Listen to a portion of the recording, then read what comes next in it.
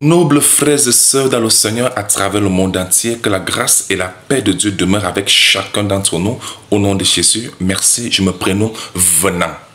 Toujours avec deux mains posées sur le cœur, que j'aimerais effectuer avec vous le partage de la parole de Dieu sur la suite du thème que nous avons introduit dernièrement. Il s'agit de quoi? Il s'agit d'exposer les ruses, les pièges du diable afin de ne pas être victime dans la vie des pièges du diable. N'oublions pas notre texte de base, 2 Corinthiens 2:11, afin de ne pas laisser l'avantage à Satan sur nous quand nous n'ignorons pas ses desseins. Être ignorant des ruses du diable, des pièges du diable, c'est laisser l'avantage à Satan sur nous et on peut facilement être victime dans la vie.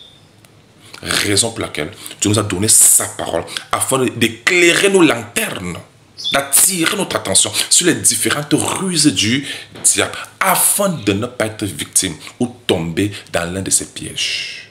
Est-ce que c'est clair? Aujourd'hui, nous passons à la ruse numéro 4. Piège du diable numéro 4. Il s'agit de quoi? Il s'agit de faire croire aux hommes qu'il y a encore de l'espoir pour eux, même après la mort.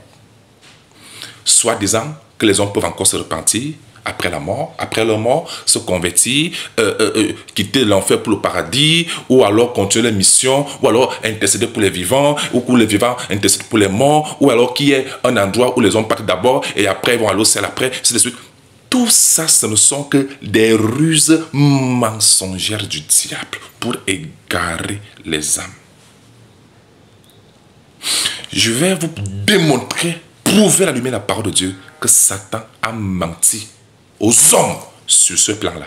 Il n'y a aucun espoir pour quiconque est mort, pour un changement quelconque, pour une repentance quelconque, pour une continuité d'une mission quelconque, interagir en faveur des vivants ou les vivants en faveur des morts. Toutes ces choses-là, ce ne sont que des ragots, des mensonges rusés du diable pour égarer les hommes. Ésaïe 55, verset 8, le Seigneur déclare: mes pensées ne sont pas vos pensées, dit l'Éternel. Mes voix ne sont pas vos voix, dit l'Éternel. La pensée de l'homme et les voix des hommes ne mènent que toujours à la perdition. Mais la pensée de Dieu et la voix de Dieu mènent toujours à la vie éternelle. Romains 3, 4. Que tout homme soit menteur et que seul Dieu soit reconnu pour vrai. Si vous voulez véritablement connaître la vraie vérité à ce sujet-là, nous suivez pas ce que les hommes racontent. Suivez ce que Dieu a dit dans sa parole. Parce que l'homme est un menteur. L'homme te fait des choses qu'il ne maîtrise pas. La vraie vérité est révélée dans les saintes Écritures. Que dit Dieu dans sa parole à ce sujet? Amen. Sachez d'abord à la base que tous ceux qui vous ont fait croire qu'il y a encore de l'espoir pour ceux qui sont morts, c'est un mensonge du diable. Il n'en est rien de tel selon la parole de Dieu. Est-ce que c'est clair? Je vous le prouve. Nous commençons avec la première lecture. Je vais lire 3 versions. Louis II, Semeur et Français courant. Pour que ce soit encore davantage plus clair pour vous. Amen. Première lecture. Hébreux 9, le verset 27. Il est écrit: et comme il est réservé aux hommes de mourir une seule fois, après quoi vient quoi? Le jugement. Donc vous comprenez ici que après la mort, il n'y a plus rien d'autre. C'est le jugement.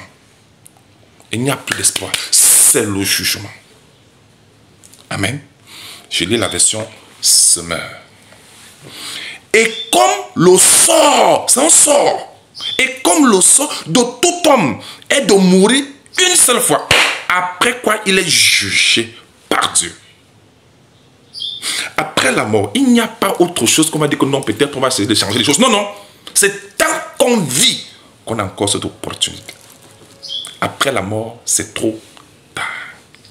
Est-ce que c'est clair? Il dit ici que c'est un sort réservé au tout homme. Il dit bien, et comme le sort de tout homme, remarquez tout homme, es-tu un humain? Quand on dit tout homme là, c'est avec grand H, ça veut dire homme ou la femme. Est-ce que tu es un homme, un humain? Le sort donc réservé par Dieu pour tout homme, c'est que, et le sort de tout homme, c'est que de mourir une seule fois Après quoi il est jugé par Dieu. Il n'y a plus autre chose après. C'est le jugement, rien à faire. Je lis la version français courant, il est écrit. Tout être humain est un être humain, toi qui m'écoutes. Qu'importe qui tu es, qu'importe ton titre, ton rang social, voici le sort qui est réservé à tout homme, y compris moi-même. Tout être humain est destiné à mourir une seule fois, puis à être jugé par Dieu. C'est d'abord clair sur ce point. Donc vous voyez donc après la mort, il n'y a plus rien, non? On a d'abord compris, non? C'est terminé d'abord. Donnons la deuxième lecture. Passons à la deuxième lecture. Jean chapitre 3, nous lisons le verset 18. Nous lisons version Louis II et version français courant. Il est écrit. Celui qui croit en lui, ça c'est parlant de Jésus, le Fils de Dieu, n'est-ce pas? Qui est 100% Dieu, 100% homme. Il dit, celui qui croit en lui n'est point jugé. Mais celui qui ne croit pas, on s'adresse aux vivants ici, il dit, celui qui ne croit pas est déjà jugé. Pas qu'il sera jugé, il est déjà jugé. Il explique, parce qu'il n'a pas cru au nom du Fils unique de Dieu. On n'a pas dit que parce qu'il ne s'est pas marié. On n'a pas dit que parce qu'il n'a pas voyagé. On n'a pas dit que parce qu'il n'a pas eu l'argent, je ne sais pas trop. Ce n'est pas parce qu'il n'a pas le diplôme. Sinon, ce n'est pas de ça qu'on parle. Ici, il dit qu'il est jugé parce qu'il n'a pas cru. Qu'importe les croyances que vous avez. Déjà, les gens croient aux ancêtres, ils croient à l'africanisme, ils croient n'importe quoi, qu'importe. Si vous ne croyez pas au Seigneur Jésus-Christ, d'ailleurs, qui ne se mélange pas, Dieu dit qu'il est déjà jugé. Dieu a jugé cette personne-là. Et quand Dieu juge, il n'y a plus rien à faire après. Ça, c'est avant que l'esprit ne quitte le corps. Avant que l'âme ne quitte le corps. Et j'aimerais vous dire quelque chose. Tous ceux qui vous ont fait croire que quand quelqu'un meurt, devient un ange, ou bien devient un saint, ou bien devient ceci, c'est un autre mensonge du diable. Parce que quand un homme, la seule opportunité que l'esprit d'un homme peut se transformer, peut être changé à un homme sanctifié en Jésus-Christ, ce n'est que lorsqu'il est encore en vie en recevant Jésus-Christ. Après la mort, c'est trop tard, parce que le sort de l'homme est déjà scellé. Dieu a jugé ce temps-là. C'est-à-dire que si un homme meurt sans Christ, son esprit reste pareil, il est condamné. Je vous lis d'abord la version française courante pour confirmer ce que je suis en train de dire. Celui qui croit au Fils n'est pas condamné. Oui, parce qu'il n'y a plus aucune condamnation pour ceux qui sont en Jésus-Christ. Romains 8.1. Pas pour tout le monde. On dit celui qui croit au Fils n'est pas condamné. On parle de la condamnation de Dieu. On ne parle pas de la condamnation des tribunaux des hommes là. Non, on parle de la condamnation de Dieu ici. Dans le tribunal de Dieu. Il dit celui qui croit au Fils n'est pas condamné, mais celui qui ne croit pas est déjà condamné. Remarquez la conjugaison, remarquez le temps utilisé. Il est déjà. Ce n'est pas qu'il sera. Il est déjà condamné. Waouh! Dans le jugement dernier, ça sera par rapport aux œuvres. Mais le sort de la personne est déjà scellé. Avant qu'il écoute son corps. Voilà ça. Il est déjà condamné. La condamnation, ça veut dire que Dieu scelle le sort de la personne. Soit pour le royaume de Dieu, pour ceux qui ont cru en Jésus, qui ont marché dans ses voies, soit pour l'enfer, pour ceux qui ont refusé, qui ont rejeté Jésus. Il explique. Il dit, mais celui qui ne croit pas est déjà jugé, il explique, parce qu'il n'a pas cru au Fils unique de Dieu. Attention, ne mélangeons pas Dieu. Ne mélangeons pas la croyance de Jésus avec d'autres croyances. Non, non. Jésus-Christ a dit, tu n'auras point d'autre Dieu devant ma face. Le Seigneur a dit, tu n'auras point d'autre Dieu devant ma face. On ne mélange pas la croyance de Dieu avec d'autres croyances. C'est clair? Très bien. Le verset 19, il dit maintenant, voici comment la condamnation se manifeste. Vous voulez voir la condamnation se manifester dans les vies des gens? Vous voulez voir ça? Vous voulez voir ça? Voici le verset 19. Voici comment la condamnation se manifeste. Là, ne voyons même pas la condamnation qui se manifeste dans les vies des gens. Voici la condamnation que Dieu explique ici. C'est Jésus qui parle ici. Qui peut contredire Jésus? Lui qui est la vérité. Suivons Jésus, non les paroles des hommes, non les doctrines des hommes, et non les dogmes des hommes, non les principes établis par des hommes, non les religions. Non, non, suivons Jésus. Voici ce qu'il a dit. Voici en quoi il a donné les indices pour voir la condamnation se manifester. Je suis dans Jean 3, le verset 19. Maintenant, il dit, voici comment la condamnation se manifeste. La lumière est venue dans le monde. On parle ici de Christ qui est la lumière du monde, la parole de Dieu. La lumière est venue dans le monde, mais les hommes ont préféré l'obscurité, les ténèbres. Ils ont fait le choix. C'est sur la base des choix que Dieu condamne l'homme. C'est vrai, selon la prédestination aussi. Mais il dit ici, la lumière est venue dans le monde, mais les hommes ont préféré les ténèbres à la lumière parce qu'ils agissaient mal. Donc, vous voyez donc que Dieu sait le sort. Dieu juge, condamne et sait le sort d'un homme en fonction de sa préférence, de son choix, de marcher avec Christ ou de rejeter Jésus. C'est quand on a encore envie que ce choix peut être encore fait. Après la mort, c'est trop tard. Parce que Dieu aura déjà jugé et condamné la personne. C'est-à-dire, c'est le sort de la personne. Avant même que l'esprit ne quitte le corps, avant que l'âme ne quitte le corps. Il n'y a aucune transformation d'esprit ou de l'âme lors de la mort. C'est tout simplement l'esprit qui libère le corps. C'est-à-dire, le corps, il n'y a plus l'esprit, il n'y a plus l'âme dans le corps. Le corps, maintenant, il y a cette séparation-là. Ce n'est pas une transformation, c'est une séparation de l'esprit du corps. Le corps retourne la poussière. L'esprit reste à l'état où il était. Donc la seule opportunité que nous avons de changer notre esprit pour devenir des sanctifiants en Jésus-Christ, c'est quand l'esprit est encore dans un corps. Tant que nous sommes encore en vie. Voilà pourquoi Dieu nous maintient encore en vie. Et si on ne comprend pas cela, et que le temps arrive où l'esprit doit se séparer, où l'âme doit se séparer du corps, il n'y a pas eu ce changement, c'est la perdition, la condamnation éternelle. Le Seigneur dit, il est déjà jugé, condamné, c'est-à-dire le sort est déjà scellé pour ce type. Il n'y a plus rien à faire. Les prières pour les morts, les intercessions des morts pour les vivants ou des vivants pour les morts, des interactions, tout ça, ça n'a plus de place. Je vous le prouve à la lumière de la parole de Dieu. Pour vous dire que ce ne sont pas mes déclarations, c'est le Seigneur qui l'a déclaré dans sa parole. Soit vous suivez la parole de Dieu, soit vous suivez les mensonges des hommes qui égarent, qui ne savent que profiter de l'ignorance des hommes pour servir les intérêts. Ne soyez pas victime des ruses du diable. Voici les ruses du diable. Confondre, embrouiller les gens. Leur faire croire aux mensonges qui n'existent pas après la mort. Et, mes bien-aimés, ne bousez pas le temps que Dieu t'a donné sur la terre. C'est tant que tu vis encore qu'il y a encore la grâce. Maintenant, nous prenons troisième lecture. Ecclésiaste, chapitre 9, 4 à 6. Nous lisons Louis II et français courant. C'est parti. Ecclésiaste 9, le verset 4 à 6, version Louis II, il est écrit. Pour tous ceux qui vivent, il y a de l'espérance. Vous avez vu? C'est quand on vit qu'il y a encore de l'espérance, qu'il y a encore l'espoir. Mais si tu veux servir le Seigneur, c'est maintenant. C'est pourquoi la Bible dit dans Hébreux 3. Aujourd'hui, si vous entendez sa voix, n'endurcissez pas vos cœurs. Ne renvoyez pas demain. C'est maintenant que c'est encore possible. Rachetez autant que les jours sont mauvais. Il dit pour tous ceux qui vivent, il y a de l'espérance. Pourquoi? Parce que Dieu n'est pas un Dieu des morts. Donc n'invoquez pas Dieu pour les morts. Dieu est le Dieu des vivants. Ne faisons pas comme si on se souciait autour des âmes des gens, quand ils sont des gens bons, alors que nous avons encore l'opportunité de nous soucier de leurs âmes en leur présentant Christ pour celle de leurs âmes. Malheureusement, nous vivons dans un monde où c'est quand quelqu'un meurt qu'on se souvient qu'il a une âme, on dit que ton âme repose en paix en souhaitant. Non, ça ne marche pas comme ça. Ça, c'est hypocrite. Si tu tiens à ce, si tu te soucies vraiment de l'âme de la personne, présente-lui Christ tant qu'il est encore en vie, parce que c'est le seul moyen que l'âme peut être sauvée. Ce n'est que par Jésus-Christ. Pourquoi souhaiter que ton âme repose en paix alors qu'on n'a rien fait pour cette âme-là quand la personne est encore en vie dans son corps? Tout ça, ce n'est que l'hypocrisie. Les gens doivent se soucier des âmes des uns et des autres, des unes et des autres, tant qu'ils sont encore en vie. Est-ce que c'est trop clair? C'est très clair? Très bien. Pour tous ceux qui vivent, il y a de l'espérance. Et même un chien vivant vaut mieux qu'un lion mort. Ça veut dire que quand c'est fini, c'est terminé. On va vous voir ça tout à l'heure, on continue. Je vous lis la version français courant. Il dit, oh, celui qui est en vie peut encore espérer.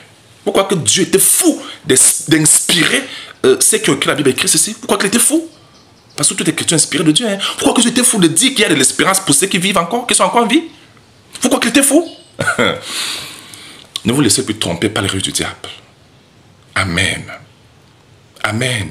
Utilisons bien le temps que Dieu nous donne encore, tant que nous sommes encore en vie. Est-ce que c'est clair? Nous continuons. Le verset 5. Les vivants, en effet, savent qu'ils mourront.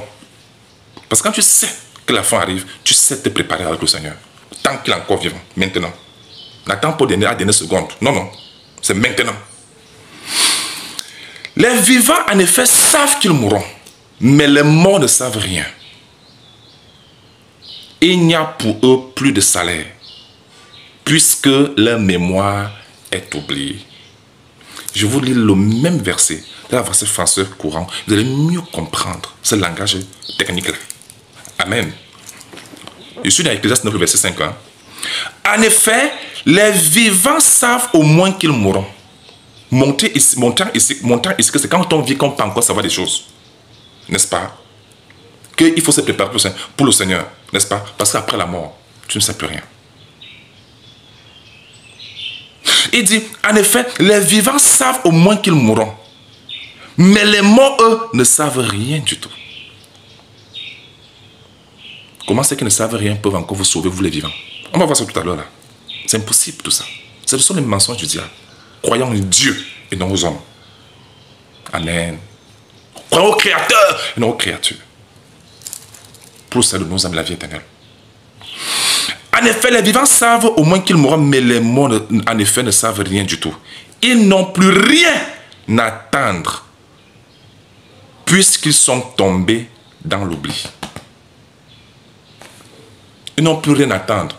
Ceux qui vous font croire qu'il y a quelque chose à attendre après la mort, ils sont en train tout simplement de vous manipuler, de vous utiliser pour leurs intérêts. C'est tout. C'est un mensonge du diable. Soit vous suivez la parole de Dieu, soit vous suivez les manigances des hommes qui ne savent que les intérêts, c'est tout. Amen. Amen. Vous avez bien suivi ce que la parole de Dieu déclare? Ce n'est pas que je me disais que moi je pensais qu'il paraît que moi je voyais que bon, on nous avait dit que oh, non, voici la parole de Dieu qui s'exprime clairement, ouvertement. Ils n'ont plus rien à attendre, puisqu'ils sont tombés dans l'oubli. Mais bien aimés, il n'y a plus rien pour eux à faire. Parce que l'os est déjà scellé. Dieu est jugé et condamné avant d'enlever l'esprit du corps, avant d'enlever l'âme du corps. Tout cela qui espère quelque chose, c'est terminé, c'est trop tard. La ruse du diable, c'est de t'amener à perdre ton pays sur la terre et te rendre compte quand il sera déjà trop tard. Amen. Ils ne savent plus rien que ce monde. C'est terminé pour eux. C'est maintenant que tout se joue. Si tu te soucies trop de ton frère, de ton père, de ton parent, de ta parenté, c'est maintenant quand il a encore envie. Parce qu'après la mort, ça sera trop tard. Vous comprenez très bien. Donc, des prières pour des morts, toutes ces choses-là, nos cadres, ce n'est même pas. Dieu a toujours interdit ça dans la parole. Ça ne marche pas avec Dieu. Le verset 6, parce que le verset qui confirme ce que je suis en train de dire. Je suis toujours en français courant. Je lis d'abord le second et puis en français courant.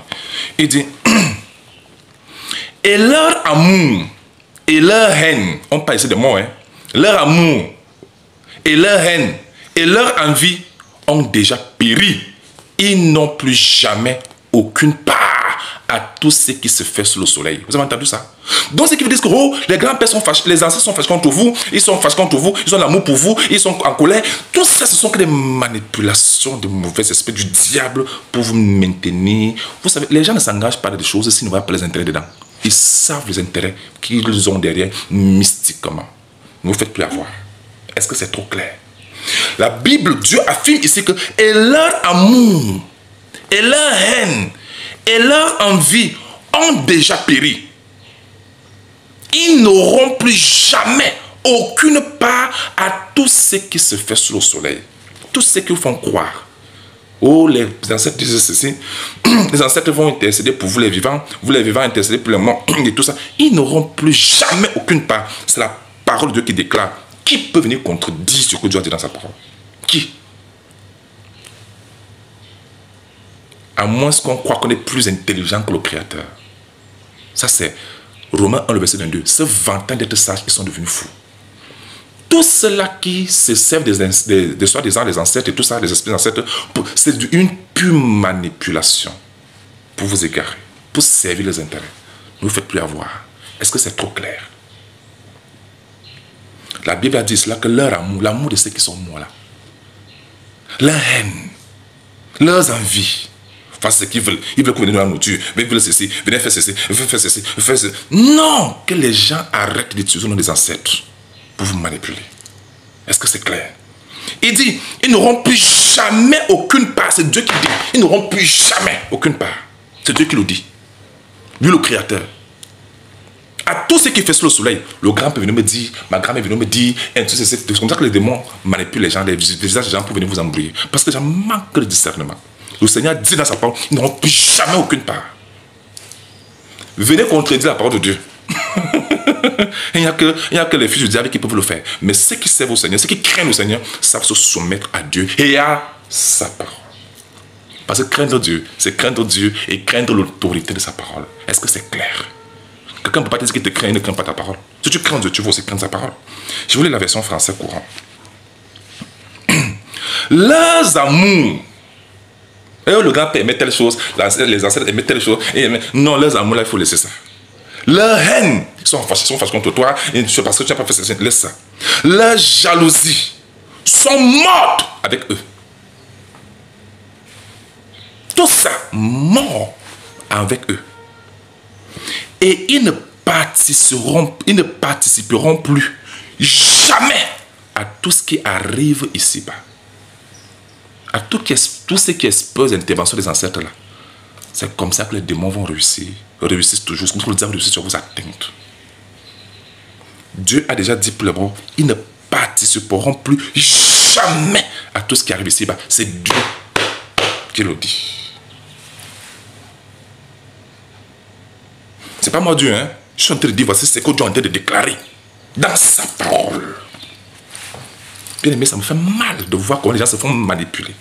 Parce qu'ils tirent leur profil mystique des autres qui sont ignorants. Alors que les morts, le Seigneur a dit, ils ne participeront plus jamais à tout ce qui arrive ici-bas. Les gens utilisent les noms de ces morts pour vous manipuler. Attention. Est-ce que c'est trop clair? Que dit Ésaïe chapitre 8, le verset 19. Si l'on vous dit, consultez ce qui évoque les morts et ceux qui prédisent l'avenir. Il faut déjà savoir que la Deutéronome 18, Dieu avait interdit ça. C'était interdit. Dieu dit que quiconque fait ces choses est en abomination à l'Éternel. Allez bien lire Deutéronome chapitre 18. Dieu est trop clair là-dessus. Il est très clair. Les gens ne savent même pas. Il dit, si l'on vous dit, consultez ceux qui évoquent les morts et ceux qui prédisent l'avenir, qui poussent des sifflements, vous connaissez ça mieux, et des soupirs. Répondez, un peuple ne consultera-t-il pas son Dieu? S'adressera-t-il aux morts en faveur des vivants? Donc c'est prier pour des morts. Toutes ces choses, ce ne sont que des pures ruses du diable pour vous manipuler. Dans la Bible, c'est strictement interdit. Ça ne s'est jamais fait. Où les morts, les vivants, ont testé pour les morts et ça a marché. Ou bien que les morts ont testé pour les vivants et ça a marché. Non, ils ne participeront plus jamais à ce qui se passe sur terre. Si tu veux participer, c'est tant que tu es encore en vie. Sachons utiliser le temps que Dieu nous donne. Est-ce que c'est trop clair? Que tous les élus de Dieu qui étaient trompés par ignorance dans ces choses, sortez de ces manipulations du diable. Est-ce que c'est clair? Voilà la quatrième ruse du diable. Prenons conscience. Bien-aimé, celui qui est mort et ressuscité, qui détient la clé de mort, c'est Jésus-Christ. C'est lui que nous croyons. Amen. Saisissez bien le temps que Dieu vous donne encore. Ne vous laissez plus manipuler par qui que ce soit, par quoi que ce soit, ou de quoi que ce soit, ou des intimidations, des obligations. Voilà pourquoi on vous intimide dans ces choses-là. N'acceptez pas. Christ est tout et en tous. Celui qui a Christ a le salut et la vie éternelle. Que le Seigneur vous bénisse. Amen. Toutes vos questions et préoccupations sont les bienvenues. Toutes vos questions et préoccupations sont les bienvenues. Ciao. Bien-aimés, en conclusion, voici donc un exemple palpable démontré par Jésus-Christ dans Luc chapitre 16, du verset 19 au verset 31, où il y avait un homme qui était mort, il se retrouvait au séjour des morts. Il pensait que les gens pouvaient faire des choses pour lui, pour qu'il soit sauvé. C'était impossible. Son sort était scellé pour toujours. Il devait être brûlé là-bas éternellement. Il pensait à interagir avec les humains, mais l'accès a été complètement refusé. Il pensait qu'il pouvait encore agir en faveur de sa famille qu'il avait laissée sur la terre, ses frères. C'était impossible. Et il pensait qu'il pouvait aussi, après l'enfer, il pouvait monter au ciel. Tout cela avait été refusé pour démontrer que ce que la parole de Dieu déclare, Christ l'a démontré clairement avec des exemples clairs et palpables dans la lumière de la parole de Dieu. Mais bien aimés, soyons sages tant que nous sommes encore en vie. Tous ceux-là qui sont vous induits en erreur, qui vous empêchent de servir Jésus, de croire en la vérité, vous abandonneront tous devant la tombe. Et ils continueront leur vie. Certains même changeront d'avis plus tard et deviendront la vérité. Mais vous aurez à tout perdu. Donc soyons sages tant que nous sommes encore en vie. Comme l'homme répondra de sa vie, chacun répondra de sa vie devant Dieu. Ne laisse personne bousiller ta vie sur la terre. Est-ce que c'est clair? God bless you. Amen.